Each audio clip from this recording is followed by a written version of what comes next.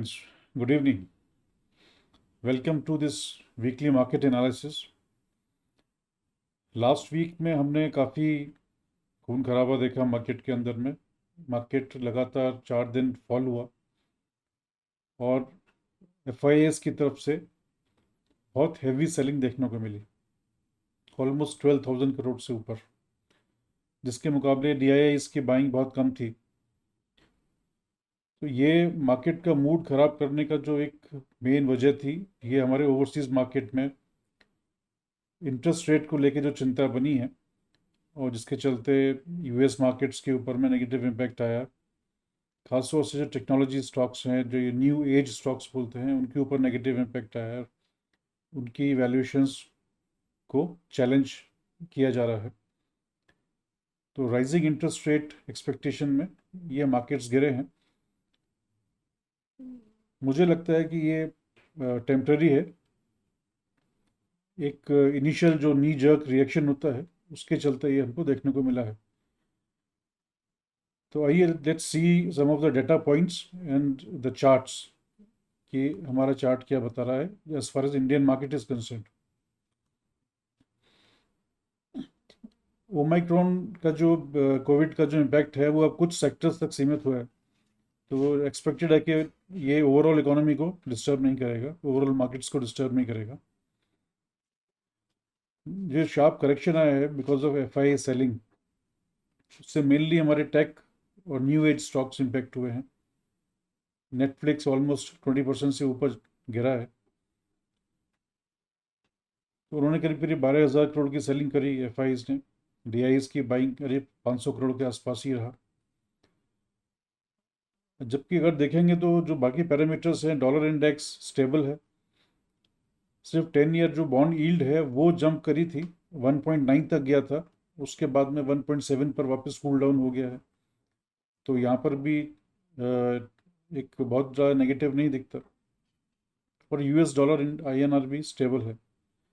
तो की parameters stable हैं। कमोडिटीज़ के प्राइस ज़रूर ऊपर जा रहे हैं वापस, क्रूड हो या मेटल्स हो, तो जो कि इन्फ्लेशन को इम्पैक्ट करेगा। इन्फ्लेशन हाई होगा तो इंटरेस्ट रेट्स भी हाई होने की संभावना बनेगी। जो सारा कंसर्न है वो है इंटरेस्ट रेट को बढ़ाने की ट्रोजेक्ट्री के ऊपर, कि कितना तेज़ी से उनको बढ़ाया जाएगा। तो पहले जहाँ 2 हाइक्स का एक्सपेक्ट कर रहे थे 1 साल के अंदर, अब बात होने लगी कि 3 या 4 हाइक्स भी हो सकते हैं। तो उसके चलते ये मार्केट के ऊपर नेगेटिव इम्पैक्ट आ रहा है। हमारा डोमेस्टिक डाटा काफ़ी पॉजिटिव है। बहुत अच्छे कॉर्पोरेट रिजल्ट्स आ रहे हैं, जिसमें खासतौर से रिलायंस और आईसीआईसीआई बैंक ने बहुत अच्छे रिजल्ट्स दिए। उसके अलावा एचयूएल, एचडीएफसी बैंक, ये सभी के रिजल्ट्स अच्छे हैं। तो ये हमारे मार्केट को अपसाइड पुश देगा। डिपेंड ये करेगा कि हमारा ओवरसीज़ क्यू लेता है हमारा मार्केट या हमारे डोमेस्टिक क्यूज़ पर चलता है। ये एक देखने वाली बात होगी। पर ओवरऑल हमारा इन्फ्लेशन का जो डाटा है that will be a key metrics to watch. Overseas cues negative हैं, जैसे हमने पहले भी बात की है। हमारे डाउ और नैस्डैक जो यूएस के इंडेक्स हैं काफ़ी शार्पली नीचे आए, और इंटरेस्ट रेट के वहाँ पर जो कंसर्न है वो बना हुआ है। हालांकि इन कॉन्ट्रास्ट चाइना ने अपने इंटरेस्ट रेट रिड्यूस किए हैं मार्जिनली। तो अगर ये एक ओवरऑल ग्लोबली इस तरह का सिनेरियो रहता है कि इंटरेस्ट रेट्स कंट्रीज़ नहीं बढ़ा रही हैं, तो ये यूएस का जो कंसर्न है, मुझे लगता है ये भी थोड़े समय में ये सबसाइड हो जाएगा। तो चूंकि मार्केट गिरे थे तो हमारा विक्स भी बढ़ा, लेकिन अराउंड 18.8 के आसपास है, जो मैं समझता हूँ कि जिस तरह से मार्केट गिरे उस हिसाब से ये रीजनेबल है। अदरवाइज 20 के ऊपर जाना चाहिए था अगर फियर फैक्टर बहुत ज़्यादा होता तो अभी मुझे लगता है कि बिकॉज ऑफ लास्ट वीक की लगातार सेलिंग से और अभी अच्छे कॉर्पोरेट रिजल्ट्स जो हमारे आए हैं उसके चलते, और हम चूंकि एक्सपायरी के नज़दीक पहुंच रहे हैं, नेक्स्ट वीक में हमारी एक्सपायरी है और जिसमें एक दिन हमारा छुट्टी है 26 जनवरी का। तो ये सारे फैक्टर्स मिलके एक सही एक माहौल बना रहे हैं एक शॉर्ट कवरिंग रैली का। एक इतनी लंबी बड़ी सेलिंग के बाद में एक रैली आती है शॉर्ट कवरिंग की, जिसमें लोग अपनी पोजीशन स्क्वायर ऑफ करते हैं। तो उस तरह की रैली हम अभी नेक्स्ट वीक में एक्सपेक्ट कर सकते हैं। एक नज़र डालते हैं क्विकली चार्ट पे निफ्टी के। ये डेली चार्ट है।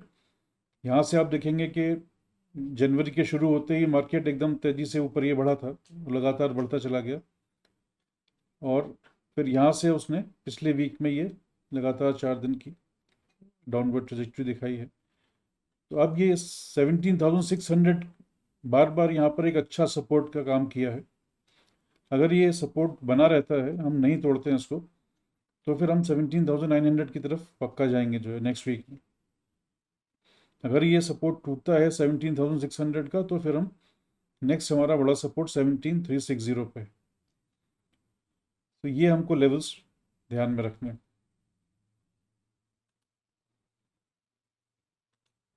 कमिंग टू द स्टॉक्स, हम लोग स्टिक करेंगे बैंकिंग स्टॉक्स के साथ में ही, क्योंकि करंट सिनेरियो में with rising interest rate expectations और इकोनॉमी में जैसे ग्रोथ हो रही है और कॉर्पोरेट ग्रोथ अच्छी दिखाई पड़ रही है, तो इसका पॉजिटिव इम्पैक्ट बैंकिंग स्टॉक्स पर सभी पर आएगा।